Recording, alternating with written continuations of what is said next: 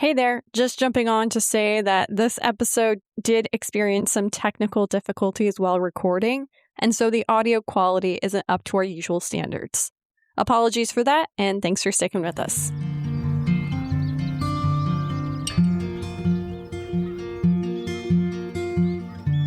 Hello and welcome to Thoughts on Rice, a podcast hosted by the University of California Cooperative Extension Rice Advisors. I'm one of your hosts, Sarah Marsh Janish, and I'm a rice farm advisor for Colusa and Yolo counties. I'm Whitney from DeForest. I'm the Cooperative Extension Rice Advisor for Sutter, Yuba, Placer, and Sacramento counties. My name is Luis Espino. I'm the Rice Farming Systems Advisor for Butte and Glenn counties. I'm Michelle Leinfelder-Miles. I'm a farm advisor in the Delta region, and the counties that I cover are San Joaquin, Sacramento, Yolo, Solano, and Contra Costa counties. Together, the UCCE Rice Farm Advisors seek to provide relevant, topical, research-backed information relating to California rice production. Today, I have the privilege of sitting down with some of the rice breeders at the California Rice Experiment Station. The California Rice Experiment Station is a project that helps develop varieties specific to California rice conditions. And while I'm going to let them go into detail about the specifics of this project, it's a real privilege for us to have them on to talk about what they do and the work that they're doing to promote the California rice industry. So with that, I'd like to introduce Dr. Dustin Harrell, Director of the California Rice Experiment Station, and Dr. Teresa DeLeon, the medium grain breeder for the California Rice Experiment Station. I'd like to just say thank you guys for coming on. Hey, it's our pleasure, Sarah. Thank you for having us. Before we jump into our topic here today, I'd like to ask you both just to introduce yourselves. And Teresa, I think we'll start with you. Can you give us a brief description of your role and how you came to be at the California Rice Experiment Station? Good morning, everyone. So my name is Teresa DeLeon. I'm the current medium grain breeder of the Rice Experiment Station. So I joined the station in 2018, initially as the short grain breeder that time, but in 2021, I got promoted to be the medium grain breeder. So I was really very fortunate, blessed, and lucky because during the formative years of my early career development, I was fortunate to have worked for UC Davis, Louisiana State University, the International Rice Research Institute, and Institute of Plant Breeding at UPLB or University of the Philippines. So during that time, I had this exposure and training with diverse scientists who are all passionate and dedicated to working and development of rice varieties, not only just for a specific country, but for worldwide adaptation of rice. So in UC Davis, I worked with Dr. Kasim Al-Khatib and Whitney Brandy Forrest. So we try to unlock the origin and the genetics of the weedy rice in California. We work on the estimating the effect of weedy rice, and we design measures to mitigate the spread of that weedy red rice. And then in LSU, I was fortunate to have worked with Dr. Prasanta Subudhi, who is a geneticist, and then with Dr. Linscomb, who is famous rice breeder. And then in Erie, I've worked closely with virologists and geneticists such as Dr. Ilryong Choi, who is now head of the Temperate Rice Research Consortium, Dr. Hyung, a well-known geneticist and plant pathologist. And then in my early career development, I've worked on banana and papaya breeding. So I really hope I could add value to the station because I really love rice. I eat rice 3 times a day, and I'm very happy working with all the people around me here. That is quite a pedigree, Teresa. Pun intended, I hope. Yeah. But I know you've been a great value to the California rice industry, and we're very fortunate to have you working in California. Now, Dustin, I'm going to ask you the same question. Can you give us a brief individual biography, autobiography, as it were, and then explain how you came to be here in California? Sure. My name is Dustin Harrell. I'm the director here at the California Rice Experiment Station.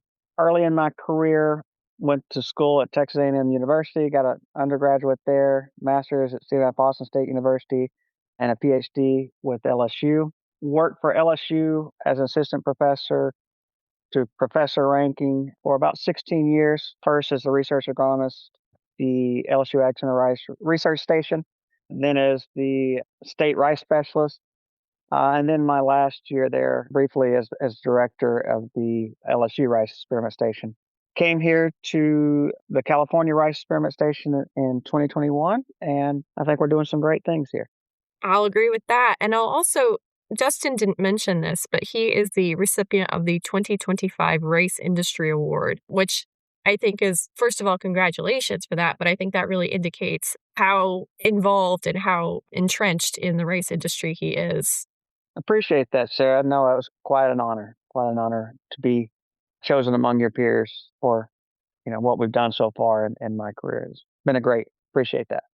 Well, now that we've talked a bit about your individual careers and how you kind of ended up here in the California rice industry, can you guys give us a brief description of the California Rice Experiment Station? A bit of history about how it came to be, and then the role that it plays in the modern California rice industry. Sure. The California Rice Experiment Station, we're actually an organization called the California Cooperative Rice Research Foundation. We're a 501c5 nonprofit research foundation. We're owned by the rice growers in California. We have an 11-member board of directors who kind of mold and guide us through what the needs are of the growers in California.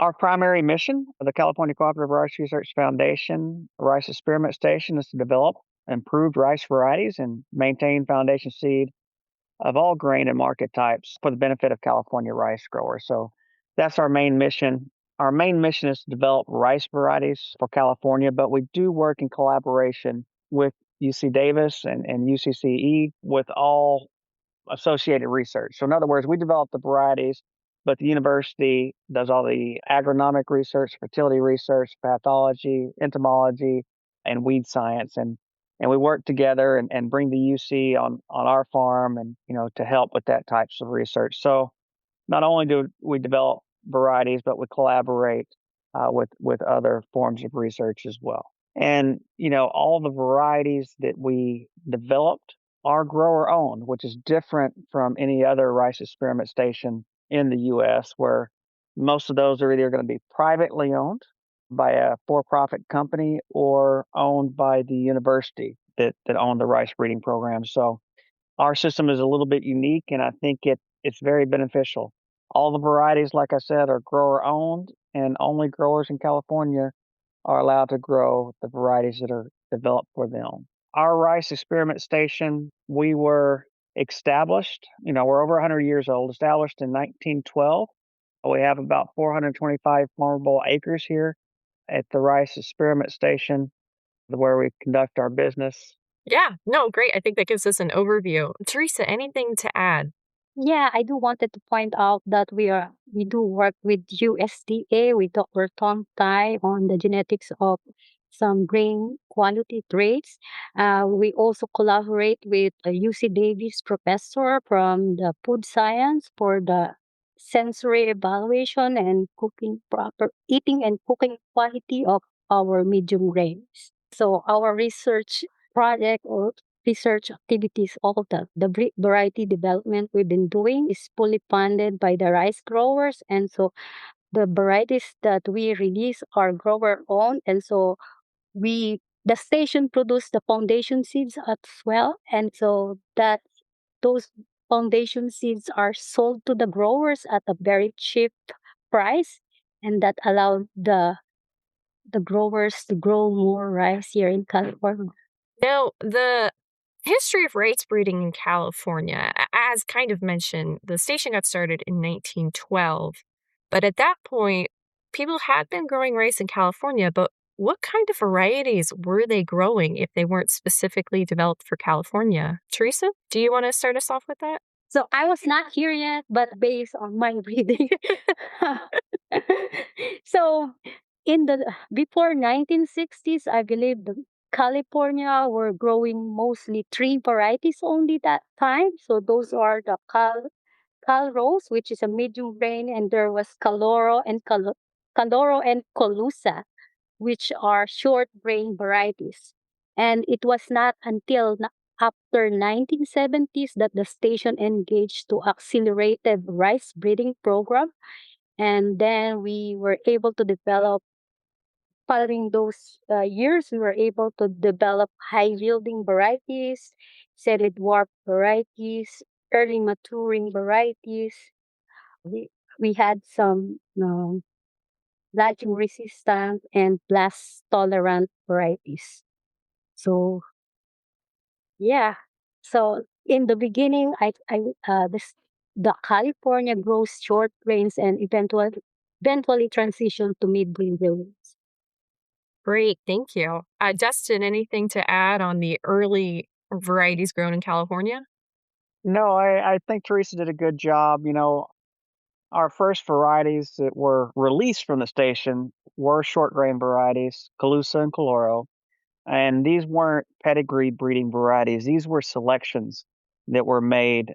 And selections made from one of these varieties came from China and the other one from Japan. And so the scientists here made selection from those. And the Colusa and Caloro were grown for many years. And like Teresa said, it wasn't till the 50s that we actually started doing more pedigree breeding instead of selections. And the main driver of Calrose was a variety called Blue Rose that was developed in Louisiana, not at the research experiment station, but by a grower. He made a selection from a variety and called it Blue Rose. And Blue Rose was a medium grain that was of high quality. And at that time, Louisiana specifically was growing almost dominantly medium grain, and Blue Rose was known for high quality. And so in the 50s, California wanted to come up with their own Blue Rose high quality variety, and they did so, and they developed Calrose. And originally, Calrose was a variety. It was released in 1948, and it soon took over what we grew in California. And by 1975, about 70% of all the rice grown in California was Calrose. And Calrose actually, developed a worldwide following. It was known as high quality medium grain rice and kind of took over that Blue Rose. And, Calrose are successful because it was adapted to our environment. It was high yielding for the time, the great grain quality, and most specifically marketing, and marketing is what made it, known for high quality. So today, Calrose is not a single variety. It's a group of commingled medium grains that we grow today, and we commingle those, and we call it Calrose.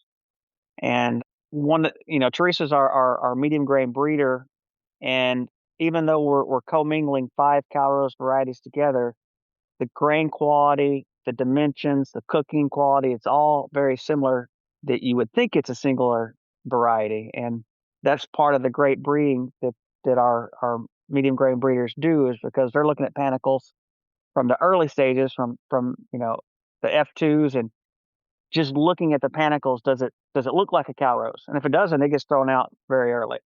And so, yeah, that's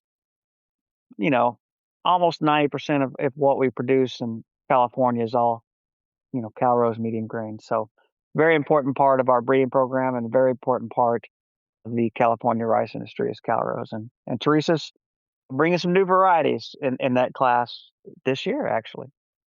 That's exciting. We're going to have to come back on that and query her on that. But I did want to just kind of go back over something you said about the qualities that make Calrose Calrose. Can you two expand on what you're looking for when you're classifying a medium grain into the Calrose cohort?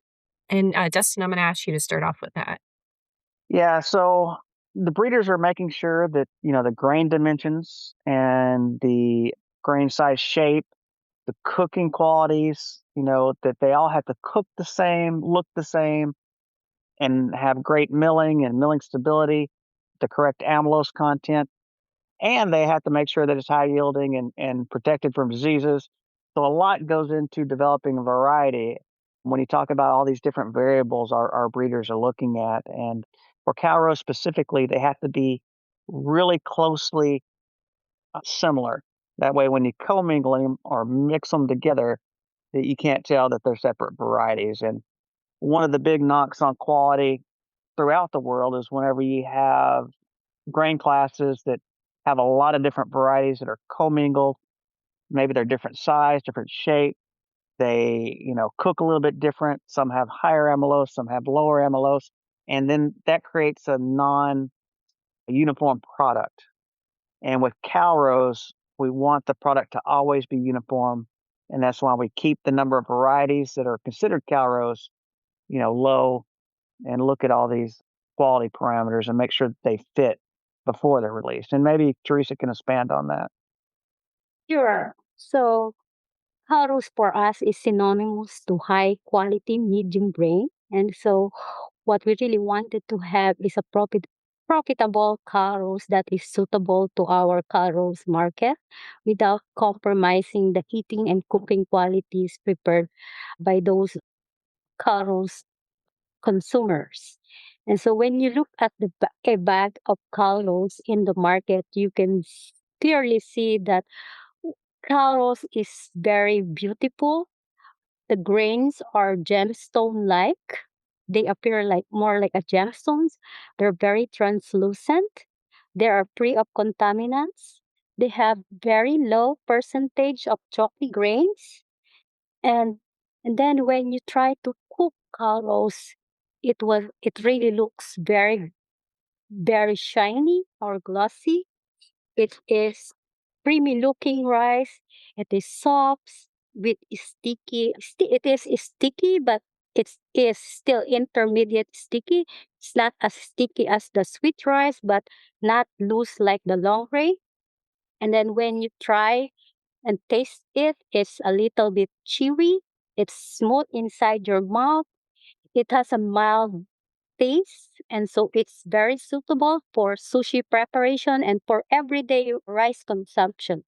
So, from the very start of our variety development, we look at all the grain parameters, the how they look, how they appear when they get cooked, and even before we release a variety to the growers, we make sure that at least for 2 years we were able to conduct an external blind taste evaluation to make sure the suitability of our medium grains for the Calrose market.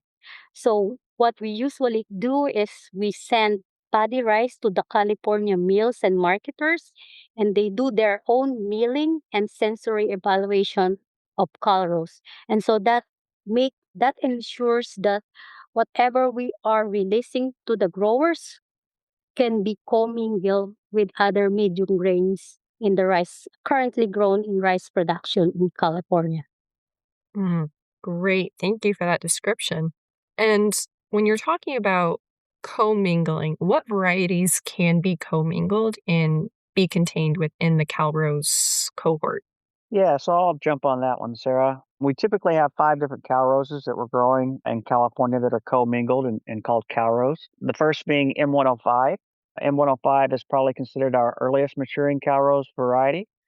It's a couple days earlier than M206 and even earlier the further south we go. The M105 is not typically our highest yielder. It's probably on the lower end, close to the M206, but the one negative it has is it can lodge on you. So for all of our California varieties, that's the one that you got to watch the closest for lodging, or when that plant lays down, whenever the seed head gets heavy. The next 2 Calroses that are commingled are M206 and M210. These 2 varieties are very similar.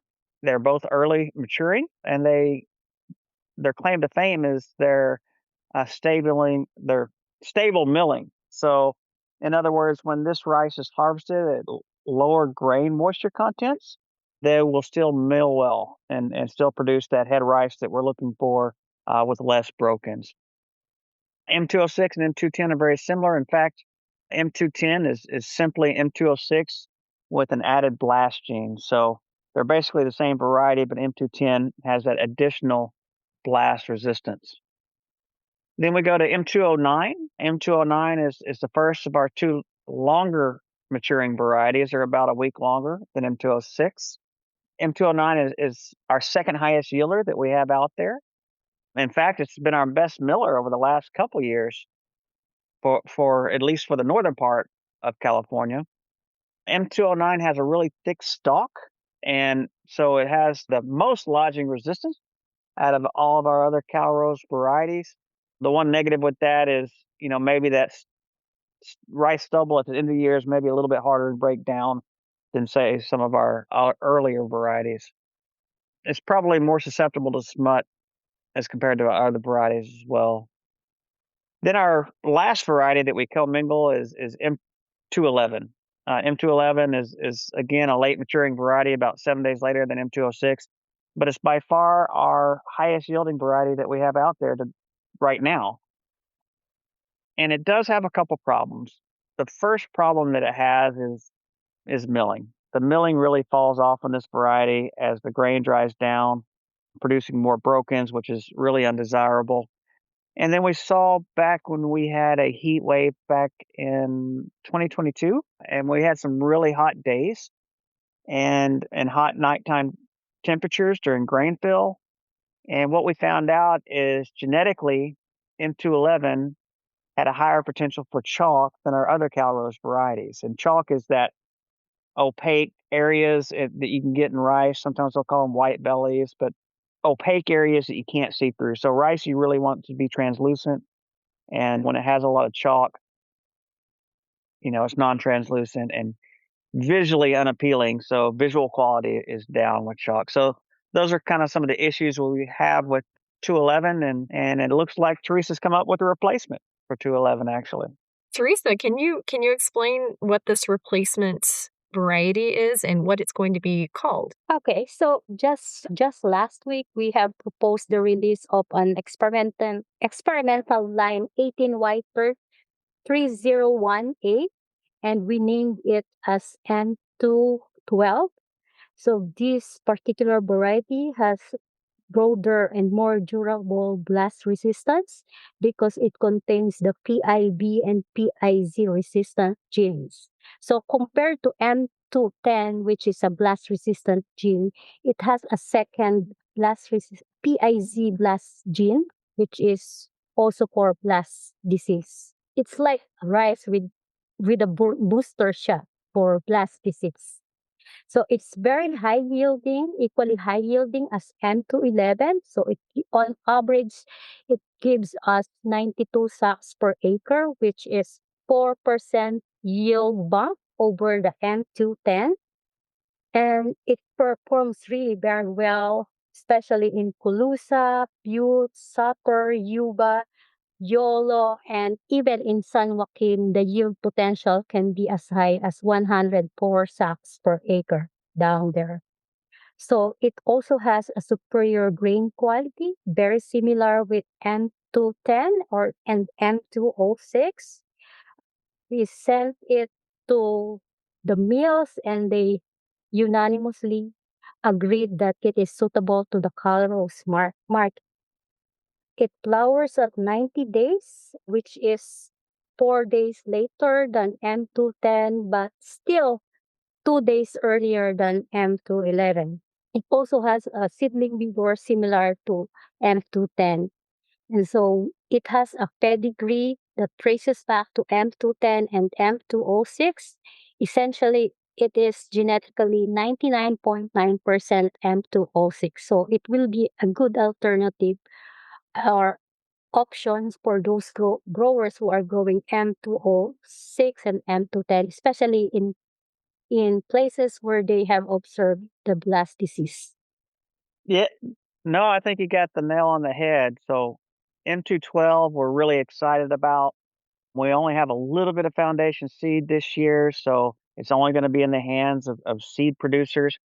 And what M212 brings us is that high yield potential that all our growers love with M211, but it also has that stable milling and low chalk, which our millers love. So we're really excited about this variety. This year, it'll only be in the hands of seed rice growers, where they'll be growing registered seed from our foundation. So there should be some registered seed available in 2027, but certified seed won't be available till 2028 time period. So we're actually retiring M211 and releasing M212 in the same year. But when I say I'm retiring a variety, we still have foundation seed available for M211 this year, but it'll get lower in the next couple years as M212 seed becomes more prevalent in those same years. So it'll be a seamless transition from M211 to M212. So we're really excited about that. Yeah, that sounds great. And so if I'm understanding correctly, at the same time that M211 will no longer be available, M212 will be right there to fill the gap, and there should be no break in essentially coverage. Absolutely. And yeah, and we're really excited about this variety from a yield and milling stability standpoint that, we didn't have at the M211. And that goes back to, when we do a lot. So bringing a variety takes over 10 years or at least over 10 generations. And then we do a lot of testing from preliminary yield trials, advanced yield trials, statewide yield trials. And we get a lot of data and we make release decisions. And we think we have a variety like M211 that's going to be, the bee's knees because it's such a great yielder. And we hadn't seen any problems with it in our yield trials. But then you get out in commercial production and we find out, okay, the milling really drops off at lower harvest moistures, and it does have potential for chalk. And sometimes it's not till you get it on a lot of acres till you see some of these issues. But right now, as it stands, it's replacement M212. We're super excited about. We don't see any flaws in it yet, but you never know until you get it out there on a lot of acres how it's going to perform. That's a great explanation of that. So since we're kind of touching on the retirement of 211, I did want to bring up a question that I think we've been fielding a lot, which is about the fate of the variety M206. And so I wanted to ask you both to kind of explain what's going to happen with M206 and what its replacement should be. Yeah, so M206 has been around for, almost 25 years now. It's an older variety, but a good one. It's probably on our yield potential scale. It's kind of on the lower end with some of our newer Calrose varieties that are much higher yielding, like M211, M212, M209. Definitely are higher yielding than M206. And as we develop those new varieties, we have to retire old ones to make the new ones fit. And we have some good alternatives to M206. Obviously, the M212 is going to be one of them, but also M210. So if you're an M206 grower and you love M206, try M210. It's the same thing. Plus, it has a blast gene, and it's a newer variety, and it should do all those same things that M206 does for you. So. M105 is also a great alternative to M206. Genetically, it's 50% M206 and it's very early maturing. It's only 2 days earlier than M206 here up north in the Sacramento Valley, but down in the cooler areas of Yolo, San Joaquin, it could be 7 days earlier than M206. And M105 has this excellent milling yield. It's a very forgiving rice variety. You can harvest it at low moisture content and you will still get a high head rice yield with M105. It really has an excellent milling yield, even at 16 or 15% grain moisture. And that is really significant, especially for growers who have lots of acreage. I mean, the logistic of harvesting M105 is a great alternative if they cannot harvest it immediately. Teresa's new M212 has shown some really good cold tolerance.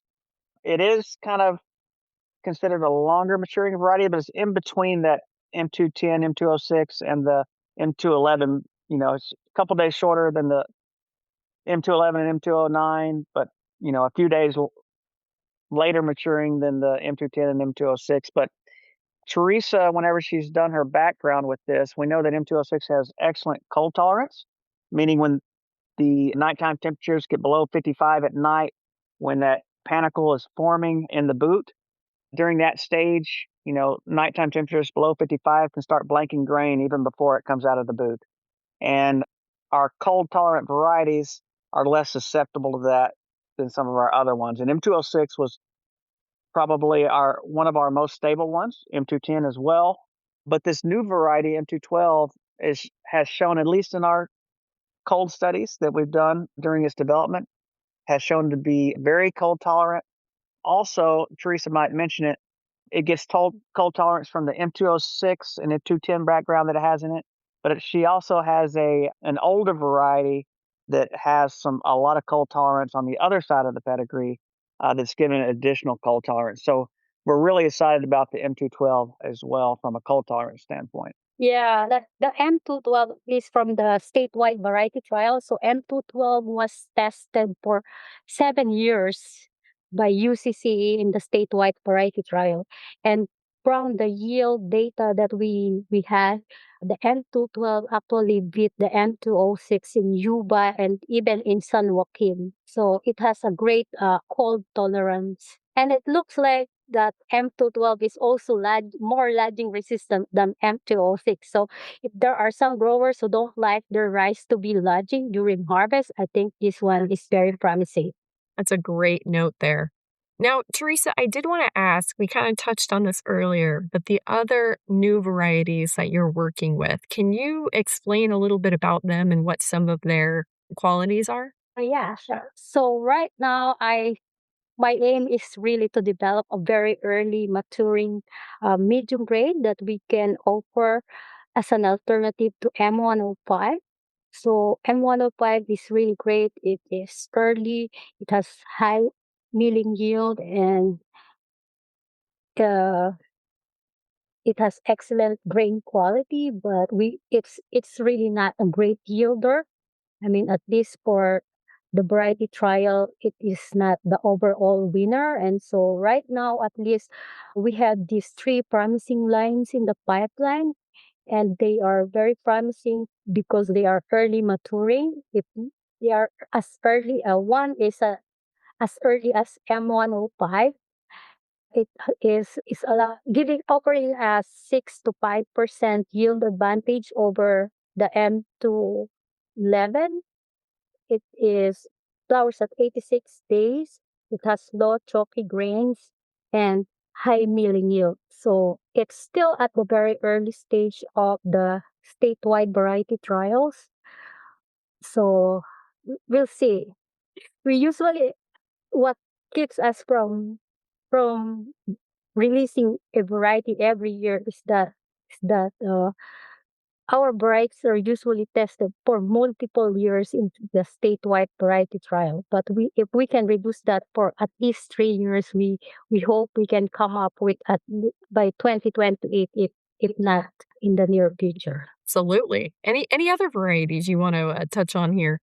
Yeah, so this year we're also releasing a new variety out of the short grain breeding program, one called Calrose 202. And this variety is considered a high yielding, non pubescent, low amylose short grain rice variety. It's lower than our regular short grains, but higher than our sweet rice. So it's kind of in between these two, probably 6 to 8% amylose content. And what this Calrose variety is good for is in Japan, where they have a lot of delis, where they sell a lot of different rice products for lunches. It's in refrigerated containers. There's some large delis like 7-Eleven. We kind of consider it a gas station here, but in Japan, it's a big deli, and everybody goes there for lunch, and they have all these different rice bento boxes and rice snacks, and that they keep in this refrigerated form. And what they'll do is mix regular Calrose with this low amylose Calrose variety. And what that does is that lower amylose of the Cal-amylo helps hold the moisture in refrigeration. And so it can stay in the refrigerator longer and still have that shiny, non-dried out look to it, where Calrose by itself, because of the higher amylose content, will dry out faster. So it's kind of a niche market. We've had a Cal-amylo variety before, and its knock was, it just didn't yield what our other varieties did. And so even though it's still being grown on contract now, a regular rice grower probably wouldn't grow it because of the yield potential so low. Well, this new Cal-amylo has a yield potential similar to all of our other Calrose varieties. So we think it's going to fill that niche, and it might even grow that market sector in the future. So we're kind of excited about this Cal-amylo. Now, we did release a variety last year in word only because we didn't have any seed available. But we also released a variety called Cal-amylo or Calamore. Calamore 201. Teresa, why don't you talk a little bit about that variety? Yeah, so it's a medium grain with bold grains. So it has this white belly or pearl, which is a signature grain attributes for arboreal type rice. So it has a pedigree that traces back to Italian rice, and we bred it with medium grains here to increase its adaptability here in California. And so we call it Cal Amore, Cal for California, and Amore for love that pays homage to its Italian and California lineage. So it's a high yielding arboreal type rice that is very suitable for Italian risotto cooking. If I remember, Teresa, the chef surveys were really, really in favor of this variety. Can you touch on that? Yeah, so we were very excited with this Cal Amore 201 because it's very high yielding, and then it's also logic resistant compared to the arboreal rice. And so before release, we collaborated with Dr. Anna McClung from USDA, and she directed us to Mr. Glenn Roberts in North Carolina, that furtherly connected us to 20 culinary chefs from New York, San Francisco, Carolina, Georgia, Texas, Chicago. I think there's also one from Chicago. So there were like 20 chefs in total who evaluated the calamore, and they cook it for risotto cooking, and unanimously they have agreed that it is better, it has better appearance, and it absorbs the stock when you cook it the risotto way. And so I think it's really a very good alternative for that niche market. And if I may add, we also sent this calamore to Italy with our Italian rice breeder, and they did some sensory analysis, and they were pleased to say, yeah, that calamari is a big improvement over the arboreal rice, because it's not only high yielding, but it also absorbs that stock, and it is suitable to risotto cooking. And if I may add, the leaves and the hull of calamari are glabrous. And so, if you're a rice grower and during harvesting time, there are some rice varieties we have, like the kalmochi. They are pubescent, and so during harvest time, it's really itchy to do the harvesting. They call it cal itchy, but we moved farther away from that. We have improved that leaves and hulls of our rice variety to be smooth or glabrous. Yeah, and so in addition to it being more comfortable to work in, it's probably also easier on the harvesting equipment, right? Yeah. So we were really very excited with Calamore 201. So we hope that there will be some growers out there that will try growing it, and hopefully it will compete with the arboreal type market, because it's a very good variety. Excellent. And so, just so I'm clear, that's going to be available in the 2026 season? foundation seed will be available. So it'll be available to seed rice growers this first year, and then it'll be expanded in the next coming years. So it'll be more widely available. Okay, great. Thank you for that.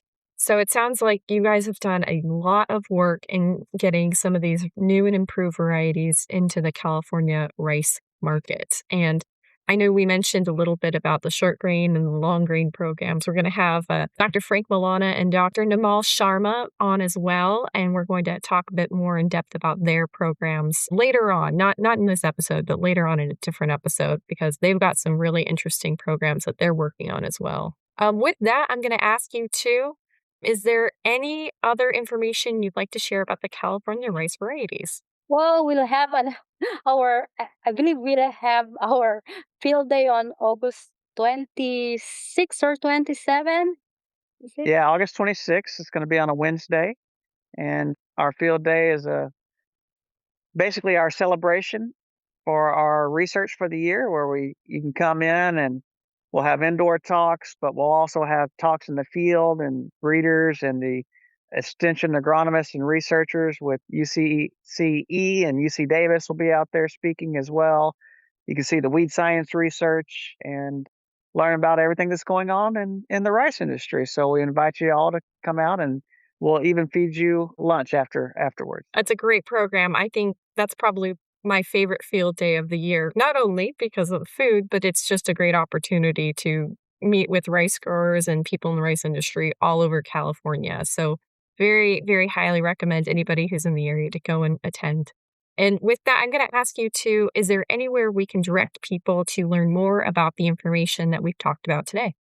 Sure. We actually have a website on the internet. It's www.crrf.org.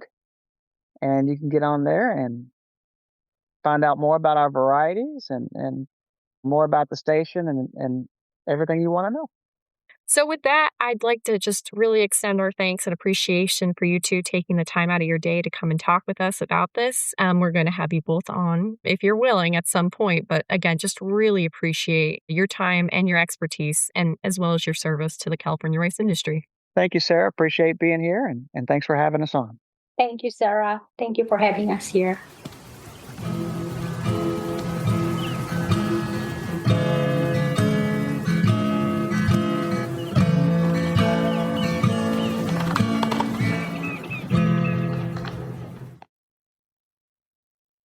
We have a couple of upcoming events we'd like to share with you. On February 24th, UCCE Rice Advisors will be participating in the Weed Management Area Meeting for Sutter Yuba. That, again, is February 24th, and that will take place from 9 a.m. to 11 a.m. at the UCCE Sutter Yuba office in Yuba City. Later that week, on February 26th, UCCE Rice Advisors will be holding our third Propanil Stewardship Meeting. This one will be in the Colusa Industrial Properties Conference Room in Colusa, next to the UCCE Colusa office. That meeting will also take place from 9 till noon, and we will be providing lunch for that. An event I'd really like to emphasize here is the Rice Production Workshop, which will take place over 2 days, March 18th and March 19th, at Lundberg Family Farms in Richvale. Like I said, this is a 2-day workshop. It's all day. 8:30 a.m. to 3:30 p.m. both days. And this is a big meeting for us. We hold this meeting every 2 years, or try to, and this gives us an opportunity to go through the rice production manual and cover in depth the principles and practices of rice farming in California. We have applied for DPR hours and CCA hours for both days for this meeting. We are asking that you register in advance. That registration is required for this workshop. And there is a cost associated with it, but the cost will cover both days' lunches and meals and the cost of the rice production workshop manual, which every participant will get to follow along with at this meeting. If you're interested in signing up for this workshop, there will be a link in our show notes. On July 30th, UCCE will be partnering with the California Rice Commission to hold the Rice Quality Workshop. That will take place at Hillcrest Catering in Yuba City and will go from 9 till noon. This meeting will also have registration required, and although that link is not available yet, as soon as it is available, we will have it up on our websites. For more information about these and other upcoming events, feel free to check out our resources, which include the UC Rice blog and the UC Agronomy Rice website.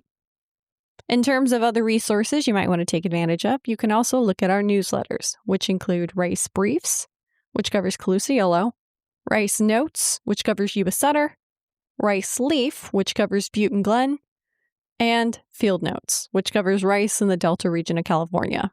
Thanks for listening to Thoughts on Rice, a University of California Cooperative Extension podcast from the University of California Agricultural Natural Resources.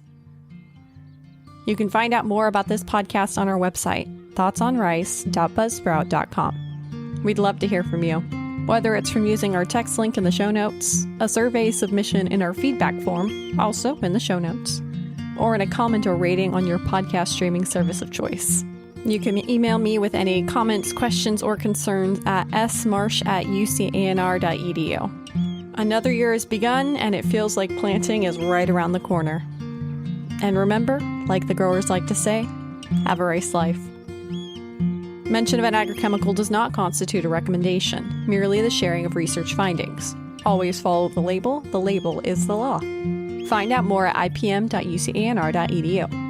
The views, thoughts, and opinions expressed are the speaker's own and do not represent the views, thoughts, and opinions of the University of California. The material and information presented here is for general purposes only. The University of California name and all forms and abbreviations are the property of its owner, and its use does not imply endorsement of or opposition to any specific organization, product, or service.